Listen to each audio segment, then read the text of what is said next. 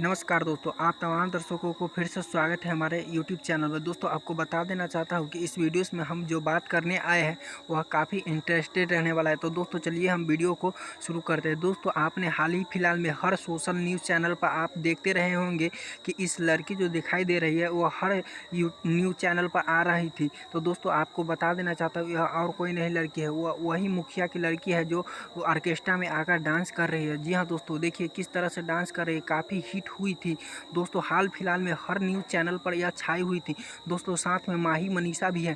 और दोस्तों यह लड़के है, इसका नाम है दिशा। दिशा नाम हुआ करती है इसकी।